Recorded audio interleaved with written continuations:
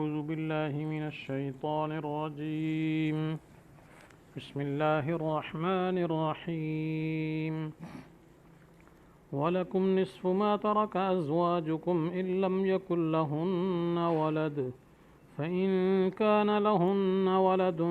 فلكم الربع مما تركن من بعد وصية يوصين بها أو دين ولهن الربع مما تركتم إن لم يكن لكم ولد فإن كان لكم ولد فلهن الثمن مما تركتم من بعد وصية توصون بها أو دين صدق اللہ العظیم۔ ترجمہ یہ ہے، اور تم کو آدھا ملے گا اس ترکہ کا جو تمہاری بیویاں چھوڑ جائیں اگر ان کے کچھ اولاد نہ ہو، اور اگر بیویوں کے کچھ اولاد ہو تو تم کو ان کے ترکہ سے 1/4 ملے گا وصیت نکالنے کے بعد کہ وہ اس کی وصیت کر جائیں، یا دین کے بعد، اور ان بیویوں کو 1/4 حصہ ملے گا اس ترکہ کا جس کو تم چھوڑ جاؤ اگر تمہاری کچھ اولاد نہ ہو، اور اگر تمہاری کچھ اولاد ہو تو ان کو تمہارے ترکہ سے 8واں حصہ ملے گا وصیت نکالنے کے بعد کہ تم اس کی وصیت کر جاؤ، یا دین کے بعد۔ تو یہ آیت کا کچھ حصہ پڑھا گیا ہے اور اس کا ترجمہ بھی آپ نے سن لیا۔ اس میں اصل میں شوہر اور بیوی کے حصے کا بیان ہے۔ تو پہلے شوہر کا حصہ بیان ہوا، پھر اس کے بعد بیوی کا حصہ بیان ہوا کہ بیوی کا حصہ کتنا ہوگا، شوہر کا کتنا ہوگا۔ تو چونکہ اس کی مختلف صورتیں ہیں، اولاد ہونے کی صورت الگ ہے، اولاد نہ ہونے کی صورت الگ ہے، اس لیے قرآن پاک میں الگ الگ بیان کیا گیا۔ تو بہرحال اس کی تفصیل یہ ہے، شوہر کا حصہ پہلے بیان کیا جا رہا ہے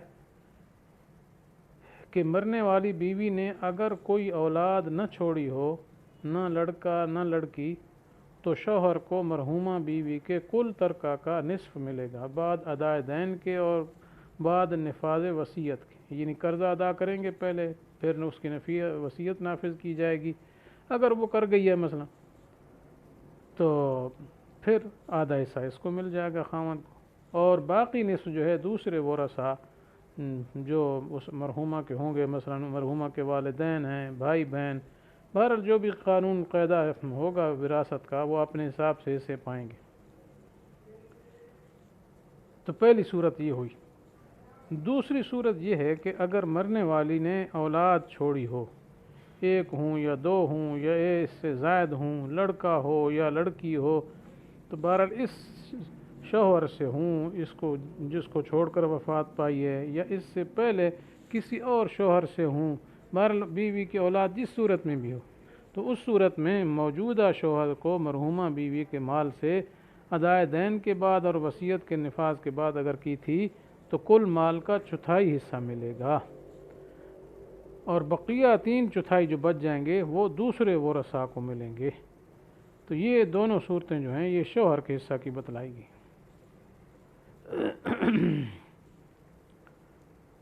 اور اس کے بعد جو صورتیں آ رہی ہیں تو اسی طرح 2 صورتیں وہاں بھی بتائی گئی ہیں، جس طرح یہاں 2 صورتیں تھیں، اسی طرح آگے کیا ہے، 2 صورتیں شوہر کی وفات پر بیوہ کو ملنے والی وراثت کی بتائی گئی۔ تو اس میں پہلی صورت یہ بیان فرمائی کہ اگر مرنے والے شوہر نے کوئی اولاد نہیں چھوڑی تو قرضہ ادا کرنے اور وصیت کے بقدر مال علیحدہ کرنے کے بعد بیوی کو مرنے والے شوہر کے ترکہ کا 1/4 ملے گا، اور اگر 1 سے زائد بیویاں ہوں، مثلا کوئی ایسا ہے اس نے 1 سے زیادہ شادیاں کر رکھی ہیں، پھر زائد میں بھی احتمال 2 ہوں یا 3 ہوں یا 4 ہوں، آخری حد ہے اس نے 4 ہی کر رکھی ہیں، تو وہی چوتھا حصہ جو ہے سب میں برابر تقسیم کیا جائے گا، یعنی وہ اس 1/4 میں آپس میں بانٹ لیں گی، اور جو کچھ ترکہ بچے گا 1/4 کے علاوہ وہ دوسرے ورثاء میں تقسیم کر دیا جائے گا۔ یہ تو پہلی صورت ہوئی۔ دوسری صورت بیوہ کو میراث ملنے کی یہ ہے کہ اگر مرنے والے شوہر نے کوئی اولاد چھوڑی ہے، خواہ اولاد اس بیوی سے ہو یا کسی دوسری بیوی سے ہو، تو اس صورت میں بعد ادائے دین اور وصیت کے بیوہ کو 8واں حصہ ملے گا۔ اور اگر مرنے والے شوہر کی 2 بیویاں ہوں یا 3 ہوں یا 4 ہوں تو اس 8واں حصہ میں سب برابر کی شریک ہوں گے۔ تو بہرحال ایک ہو تب بھی وہ یہی حصہ لے گی، 2 ہوں، 3 ہوں، 4 ہوں۔ جی اگر ایک ہوگی تو سارا 8واں لے گی، جس طرح پہلی صورت میں سارا چوتھا لیتی تھی۔ 2 ہوں تو پھر آپس میں 2 حصے کر لیں گے، چوتھے کی پہلی صورت میں اور 8ویں کی دوسری صورت میں۔ اور اگر 3 ہوں تو اسی ترتیب سے، اور باقی ترکہ جو بچے گا وہ دوسرے ورثاء میں تقسیم ہو جائے گا۔ باقی یہ وراثت جو ہے نا، عام طور پر لوگوں میں یہ رواج ہے کہ بس باہر کی زمینیں شمینیں تقسیم کر لیتے ہیں یا دکان تقسیم کر لیتے ہیں، یہ اس قسم کی چیزیں جو ان کے خیال میں ہوتی ہیں کہ بس یہی تقسیم کرنی۔ بہت ساری چیزیں ایسی ہوتی ہیں جو وہ ترکہ میں شامل ہی نہیں کرتے، تو یہ طریقہ کار غلط ہے، لوگوں کو صحیح دینی معلومات نہیں ہے۔ وراثت میت کے ملک میں ہر جگہ چلتی ہے، اس لیے میراث کے یہ احکام مرنے والے کے مال کی ہر قسم میں جاری ہوں گے، خواہ وہ نقد پیسے ہوں، مثلا بینک میں ہیں یا دکان میں ہیں یا کسی کے پاس ہیں، یا مثلا جنسی ہے یا زیور ہے یا مثلا مکان ہے، جائیداد ہے، باغ وغیرہ ہے، یعنی جو بھی اس کا ترکہ ہے، تو یہ سب ترکہ میں شمار ہوگا، حتیٰ کہ میت کے بدن کے کپڑے بھی ترکہ میں شامل ہوتے ہیں۔ آج کل رواج یہ ہے کہ میت کے کپڑے جو اتار کر وہ غریبوں کو دے دیتے ہیں، جی تو رواج کی وجہ سے ہر کوئی خاموش رہتا ہے۔ یہ غلط طریقہ ہے، کیونکہ میت کے کچھ وارث نابالغ بچے بھی ہوں گے، اب ان کا حصہ چلو بالغ اپنی مرضی سے دے بھی دیں تو ان کا حصہ چلو اجازت بنے، لیکن وہ بھی تب دے سکتے ہیں نا کہ ان کے حصے میں آئیں، تو ابھی تو مشترک مال ہے، تو اس وجہ سے کپڑے شپڑے ادھر ادھر نہیں دینے ہیں۔ ہاں بڑا پیار ہے، محبت ہے مرنے والے سے، تو اپنا جب حصہ آ جائے تو پھر اس میں سے دیں، یا پہلے جو آپ کے پاس اپنی ذاتی ملکیت ہے اس کو آگے صدقے کریں۔ میت کے مال سے صدقے تقسیم سے پہلے درست نہیں ہے۔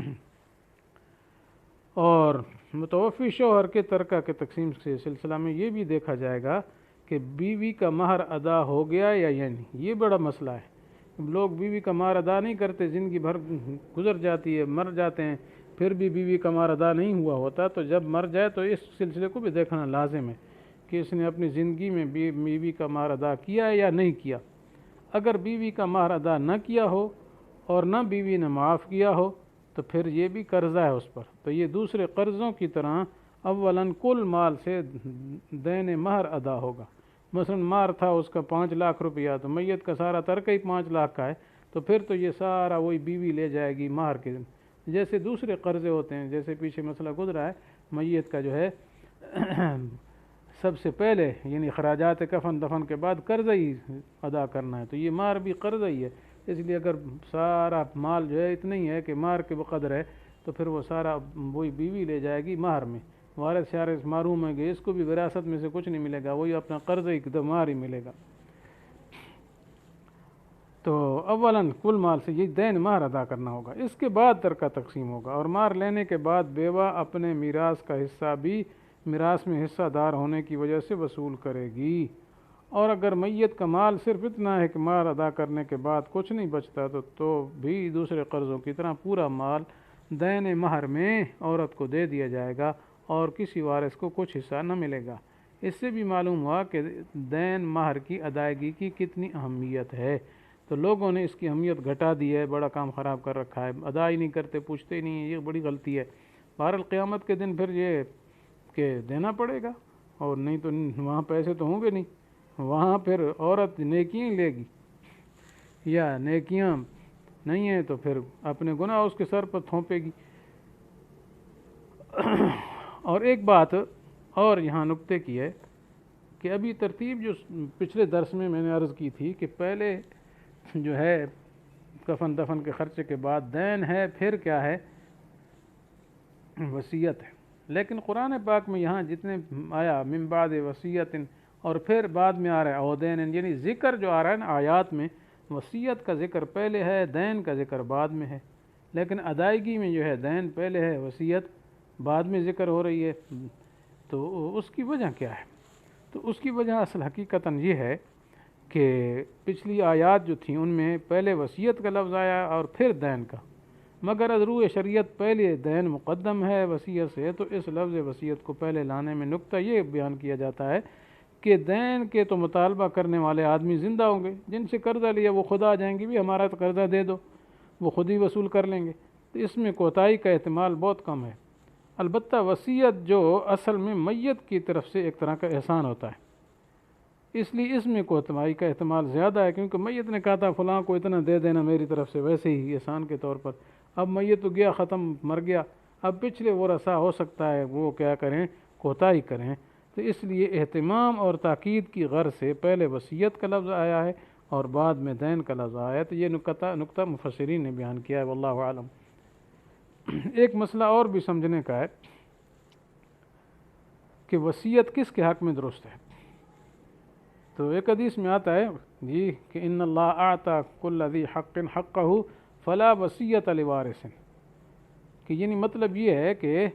وارث کے حق میں وصیت کرنا باطل ہے۔ مثلا کسی مرنے والے نے اپنے لڑکے، لڑکی، شوہر یا بیوی کے لیے وصیت کی، یا کسی اور ایسے شخص کے لیے وصیت کی جس کو میراث میں حصہ ملنے والا ہے، تو اس وصیت کا کچھ اعتبار نہیں، وصیت ان کو نہیں ملے گی، وارثوں کو صرف میراث کا حصہ ہی ملے گا، اس سے زیادہ کہ وہ مستحق نہیں ہے۔ تو اس لیے آپ صلی اللہ علیہ وسلم نے حجۃ الوداع کے خطبے میں جو ارشاد فرمایا، جو لفظ میں ابھی پڑھ رہا تھا کہ اللہ تعالیٰ نے ہر حقدار کو اس کا حق دے دیا ہے، بس کسی وارث کے حق میں کوئی وصیت معتبر نہیں ہے، تو اس کا خیال کرنا بھی ضروری ہے۔ بعد اپنے وارثوں کے لیے مرتے مرتے وصیت کرنا شروع کر دیتے ہیں، تو یہ درست نہیں ہے، تو اس کا خیال رکھنا ضروری ہے۔ تو بہرحال یہ دو باتیں ہو گئیں اور ان شوہر بیوی کے حصوں کا تذکرہ بھی ہو گیا، تو بہرحال اس کے بعد اگلا حصہ اگلے درس میں ہوگا انشاءاللہ آیت کا۔ تو اللہ تعالیٰ سے یہ دعا ہے کہ اللہ تعالیٰ ہمیں تمام احکامات پر عمل کرنے کی توفیق نصیب فرمائے، خصوصاً جو ہے میراث کے شرعی مسائل، شرعی احکام، ان کی پوری پابندی نصیب فرمائے۔ آمین۔ وآخر دعوانا ان الحمد للہ رب العالمین۔